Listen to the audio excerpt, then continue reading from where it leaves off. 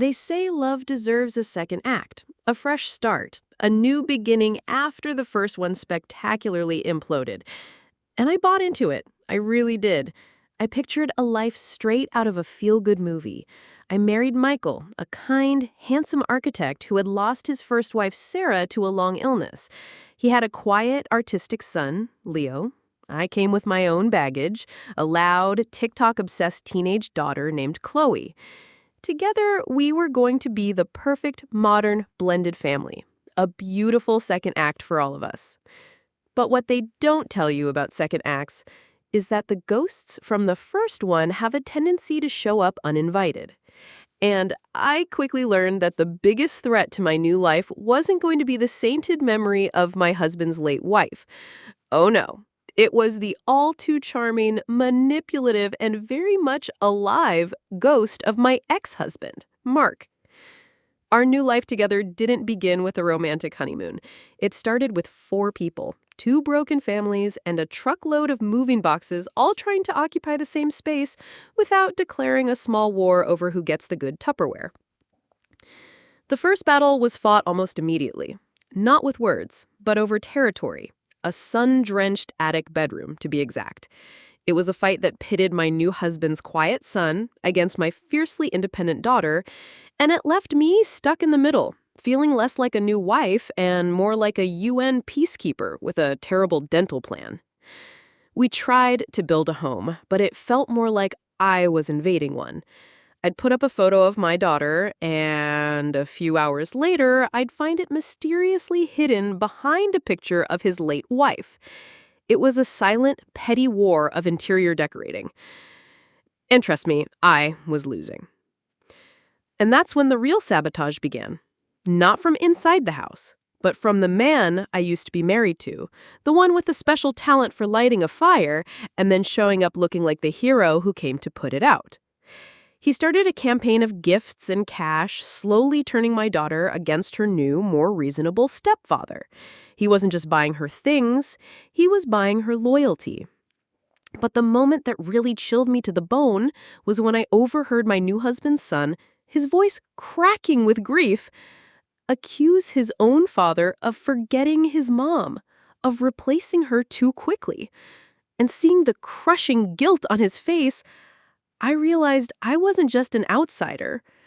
I was the reason for this new, deep-seated pain. I almost walked away right then and there, but what happened next was something none of us could have predicted.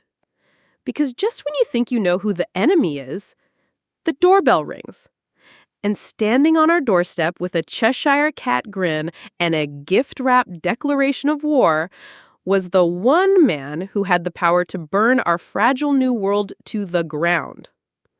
Stick with me because you're about to see how a simple housewarming gift becomes a power play, how a teenage girl's loyalty is tested, and how one gut-wrenching confrontation in a silent garage changes everything.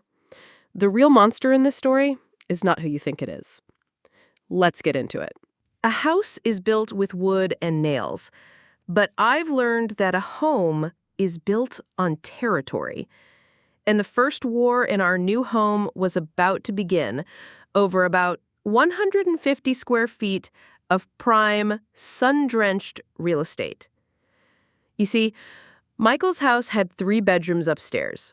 There was the master bedroom for us, one perfectly reasonable room that was clearly Leo's, and then there was the third one. It was this gorgeous attic room with a huge skylight and beautiful hardwood floors. It was, without a doubt, the best room in the house.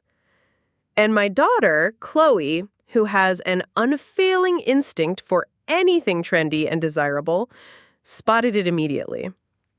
She threw her duffel bag on the floor, the thud echoing in the otherwise quiet house. "I call this one," she announced to no one in particular. "The lighting in here is perfect for my TikToks."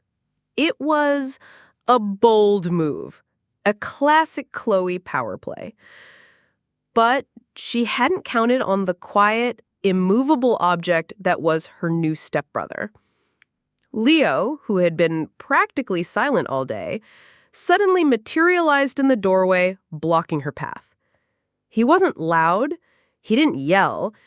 He just stood there, arms crossed, and said in a voice as cold as ice, "No."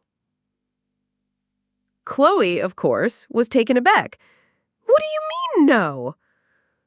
"This was my mom's studio," he said, eyes fixed on a spot on the wall just past her shoulder, refusing to make eye contact.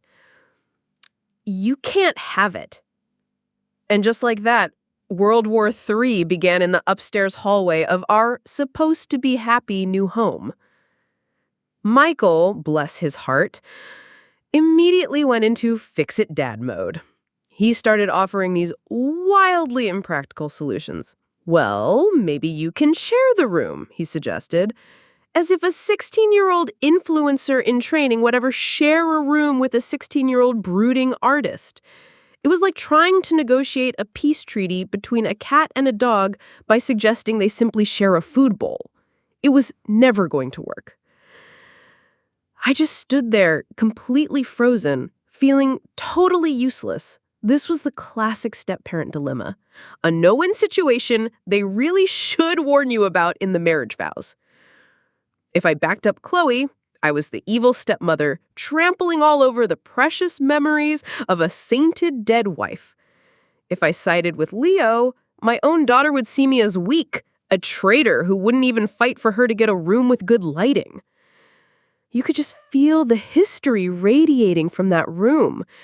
Leo was clutching this old, worn-out sketchbook like it was a religious artifact, his silent protest a shield to protect his mom's memory. And Chloe, for all her bravado, kept glancing back at me, a silent plea in her eyes that basically screamed, "Are you on my team or not?" That was the first real lesson I learned in our new life together. In a blended family, even something as simple as choosing a room is never really about the room. It's about what you're afraid of losing. For Leo, it was his mom's memory. For Chloe, it was her place in this new unfamiliar world. And for me, I was just afraid of losing them both before I even had a chance to say hello. I just didn't realize at the time that this battle for territory was only the beginning. The real invasion, the one that would truly matter, was about to happen in a much quieter, more personal way. After the great bedroom battle of year one ended in a tense ceasefire, where Chloe took the other room and slammed the door with the force of a minor hurricane, I decided a change of scenery was in order.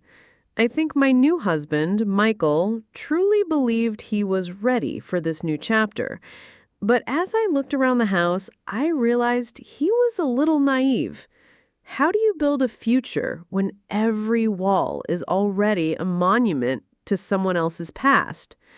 I figured if I could just make the house feel a little bit more like our home, instead of just his home that I happen to be living in, things might start to thaw. My plan was simple. I started with the living room mantelpiece. It felt like the heart of the home. And on it was this beautiful silver-framed photo of Michael and his late wife, Sarah. They looked so happy, frozen in a perfect sun-drenched moment. I wasn't trying to take that away, so I just added to it. I found a favorite photo of me and Chloe, one where we're both laughing uncontrollably, and I placed it right next to theirs. A blended mantle for a blended family. It felt like a small, hopeful step. I went about my day, unpacking boxes, feeling a tiny bit optimistic. A few hours later, I came back into the living room with a cup of coffee, and that's when I noticed something was off. I couldn't quite put my finger on it at first. Then I saw it. My photo, the one of me and Chloe, was still there, but it had been moved. Just an inch. Pushed back ever so slightly so that it was sitting just behind the silver frame of Michael and Sarah's picture. It was such a small, petty move, but it screamed volumes. It was a silent, strategic message from my new stepson, Leo. He hadn't thrown it away. He hadn't hidden it. He had just demoted it.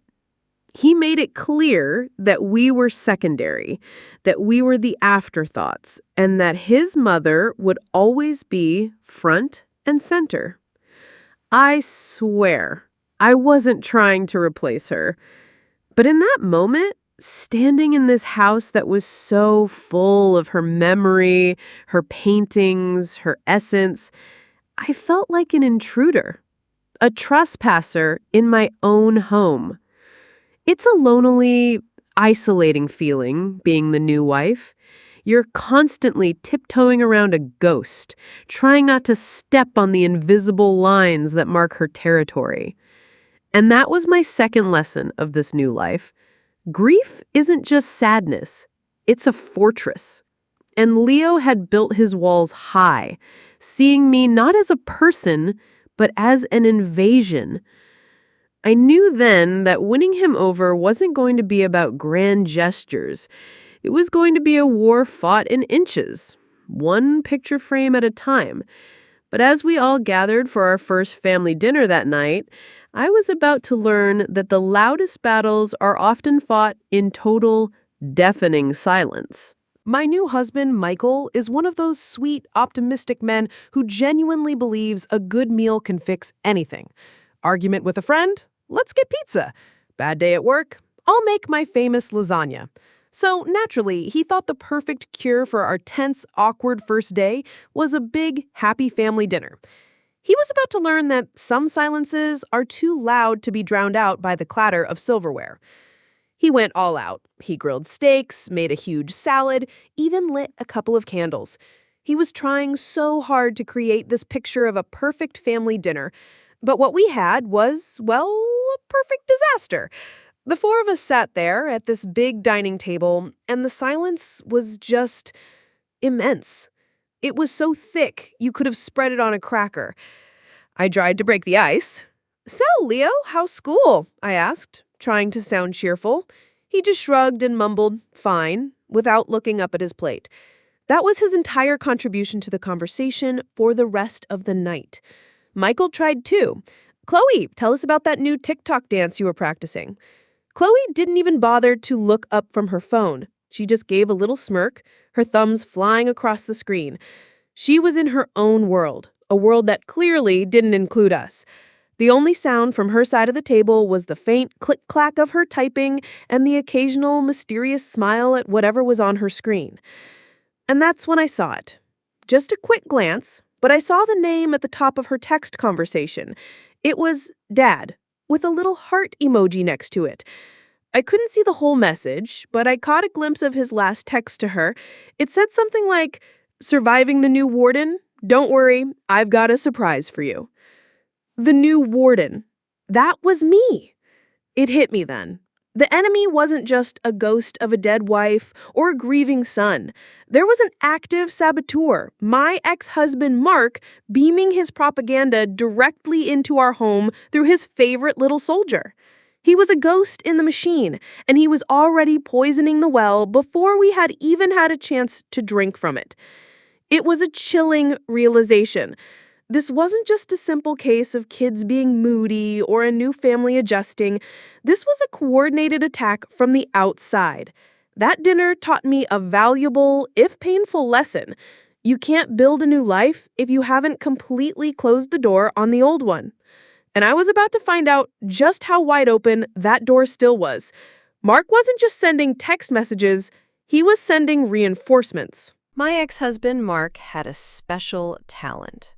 It was almost an art form. He could light a fire, pour gasoline on it, and then stand back a safe distance, looking like a concerned citizen who just happened to be the first one to call the fire department. He was a master of sabotage from afar. A few days after the silent dinner, the first real shot was fired. It started, as it always did, with Chloe. I overheard her on the phone in her room, talking to Mark. It was one of those classic teenage complaint sessions. The theme was essentially, "My new life is terrible and my new stepdad is cheap." She was complaining that Michael's idea of an allowance was an actual reasonable amount of money for a teenager, not the open-ended credit card she was used to with her father. I didn't think much of it at the time, just a kid venting. But with Mark, nothing is ever just anything. The very next afternoon, a package arrived from Amazon. A big one, addressed to Chloe. She tore it open right there in the living room, and inside was the latest, most expensive tablet on the market. The kind of thing you get for a major birthday or Christmas, not on a random Tuesday. She held it up, a triumphant gleam in her eye, and looked right at Michael, who had just walked in. "See," she said, her voice dripping with teenage superiority, "my dad gets what I need." And there it was, a perfectly executed tactical strike. You have to understand, Mark wasn't just buying her a tablet, he was buying her loyalty right in front of us. In one move, he accomplished 3 things. First, he made Michael look like the stingy, out-of-touch stepfather. Second, he made himself look like the cool, understanding hero dad. And third, and most importantly, he created a secret alliance with Chloe. A little us against them club where he was the fun one and we were the boring rule makers. It was a masterclass in manipulation, all done with a credit card and a shipping label. He didn't even have to set foot in the house to cause chaos. He was undermining my new marriage, one Amazon delivery at a time. It was a brilliant, if evil, strategy. And it taught me something crucial about the man I was now up against. He wasn't just a jealous ex. He was a strategist. But while he was busy playing his games with Chloe, he had completely forgotten about the other, quieter child in the house. And that quiet child's grief was about to explode in a way none of us were prepared for. While Mark was busy playing his petty games with Chloe, a much deeper, more painful drama was unfolding in the quietest corner of our house. Grief is a strange beast. I've learned that it doesn't always look like sadness. Sometimes it looks like anger. For Leo, my new stepson, his grief wasn't a puddle of tears. It was a fortress. And in his eyes, I was the invading army at the gates. I hadn't seen much of him since the bedroom incident. He would just glide through the house like a ghost, quiet and watchful. One afternoon, I was looking for Michael, and I heard a faint sound coming from the garage. I peeked in, and what I saw just broke my heart. Michael was there, standing in front of Leo, who was sitting on an old stool hunched over his phone. Leo was watching old videos of his mom, Sarah. Just short, happy clips of her laughing, painting in her studio. And Michael, with the best of intentions, was trying to breach the fortress.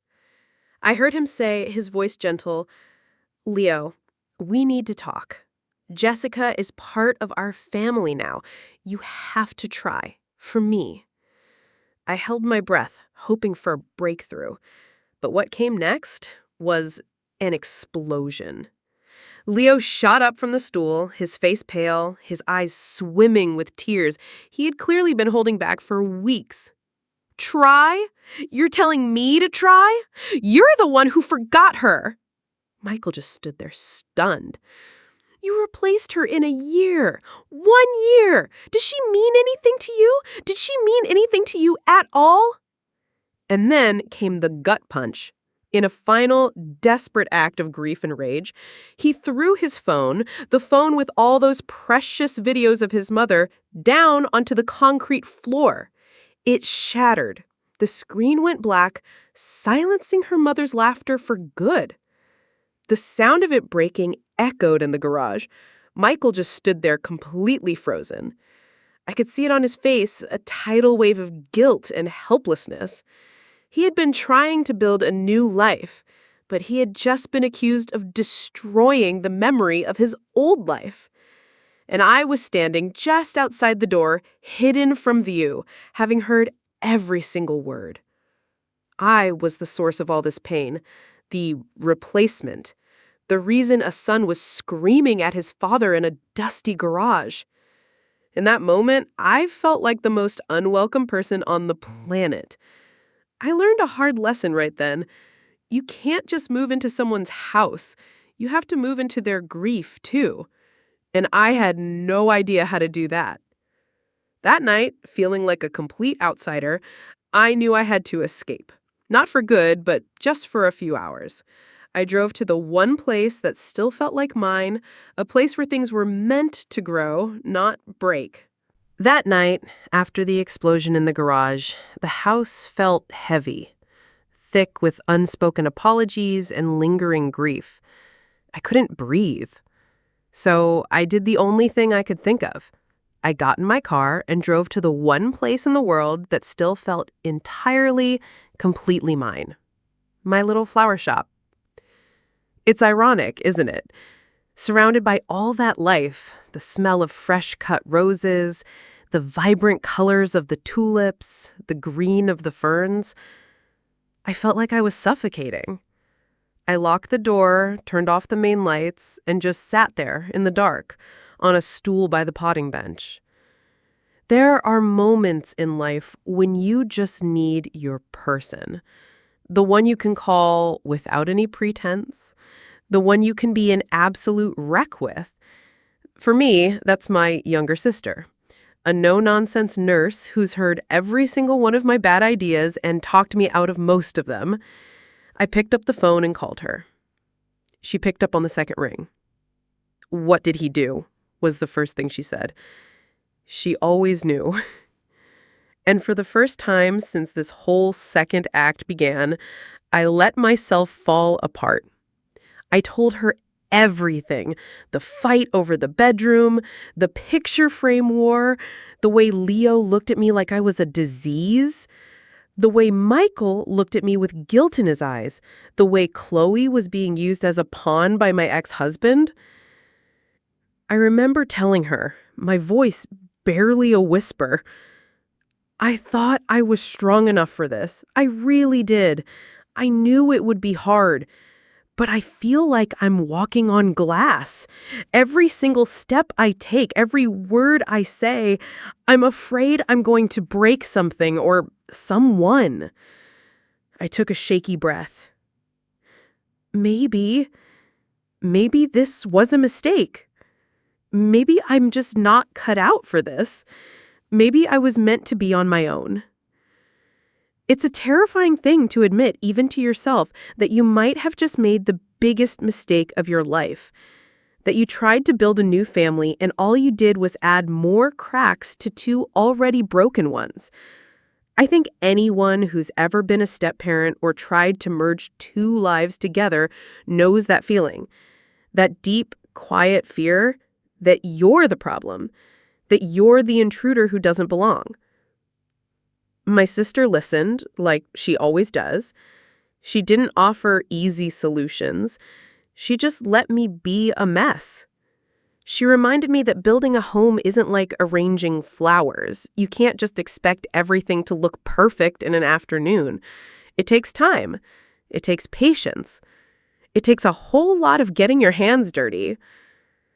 After I hung up, I sat there for a long time, just breathing in the smell of damp earth and flowers. I didn't feel fixed, not at all, but I felt heard. And sometimes that's enough to get you through the night. I drove home, not expecting much. I figured I would just sneak back into bed and pretend the whole day never happened. But when I walked in, I found something I never expected. A small, fragile sign that maybe, just maybe, I wasn't the only one who wanted to make this work.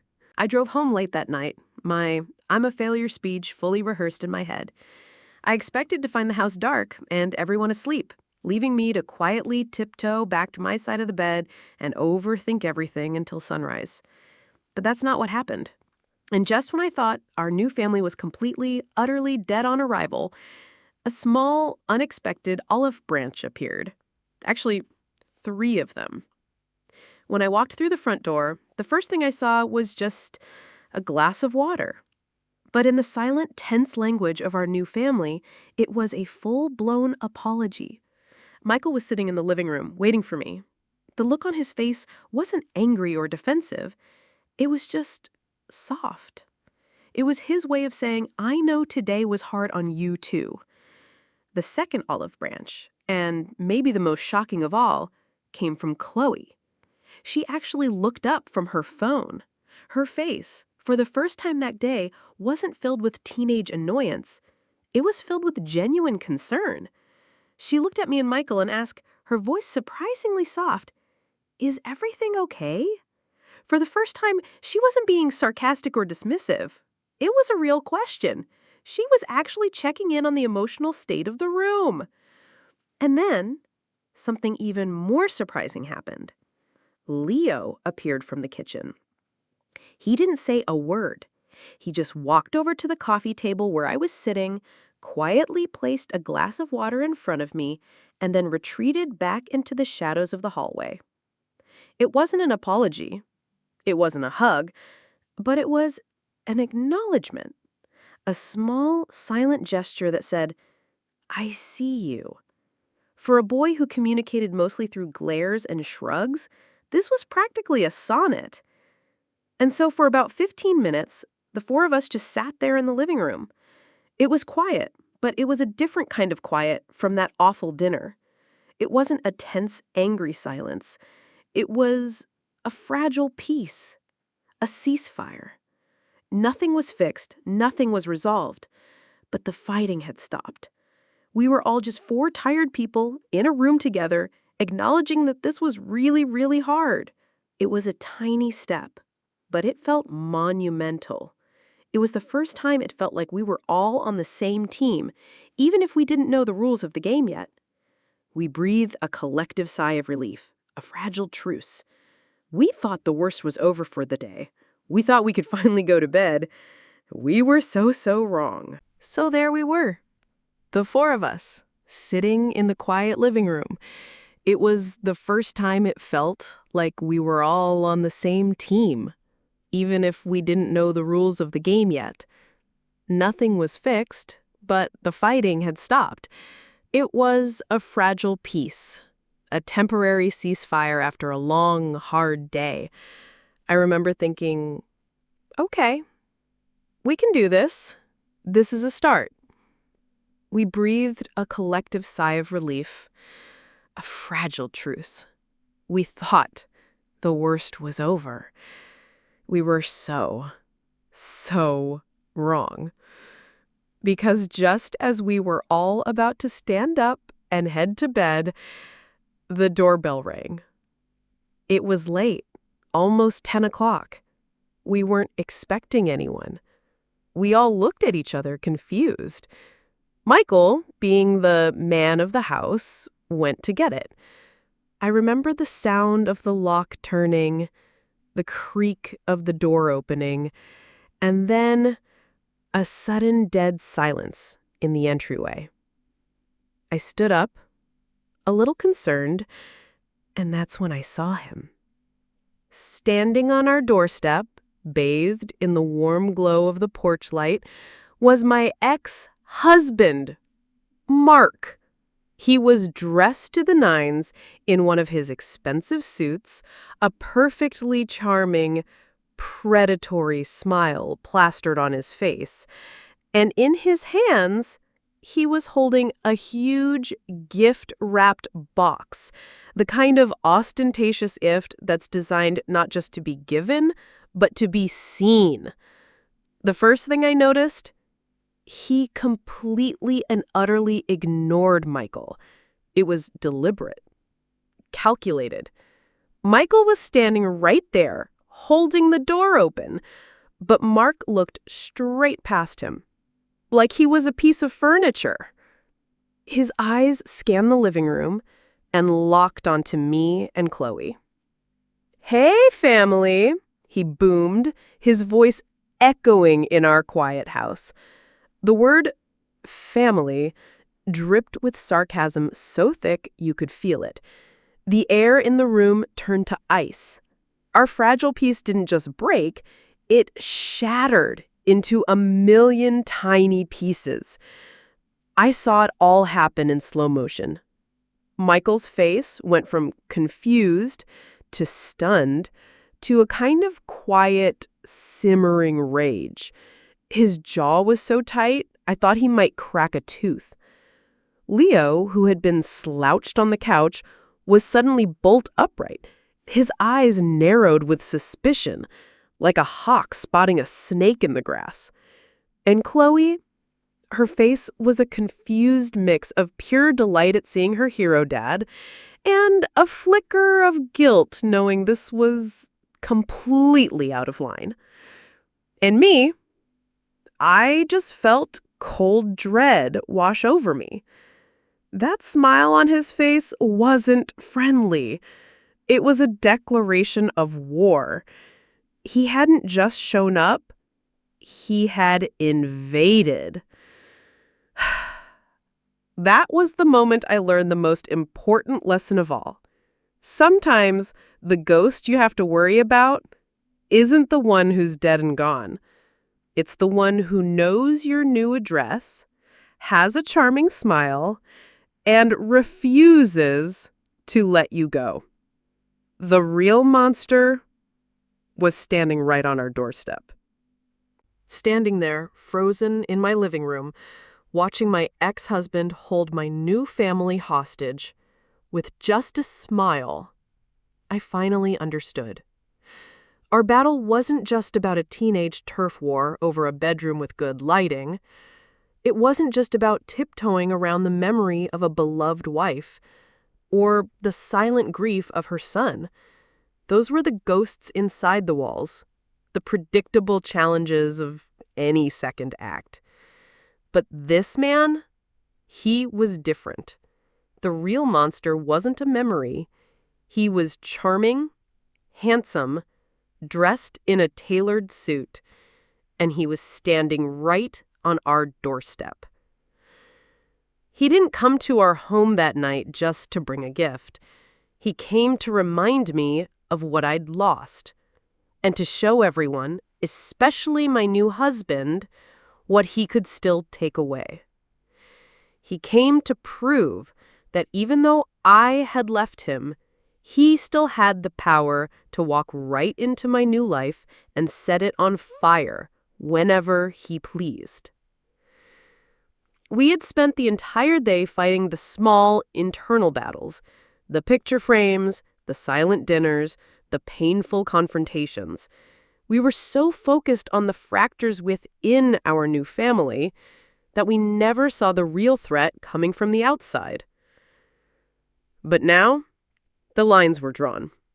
The game had changed. And if you think this is just a simple story about a jealous ex and a blended family's growing pains, you haven't seen anything yet. Because what happens next involves a gift that becomes a weapon, a lie told between husband and wife, and a series of events that will make you question who you're really supposed to be rooting for. The war for our second act had just begun. This is more than just a story. It's a choice, and I want you to be a part of it. Subscribe and be here for episode 2, because the real drama is about to unfold, and you'll get to decide who is the real villain in this story. Trust me, the answer will surprise you.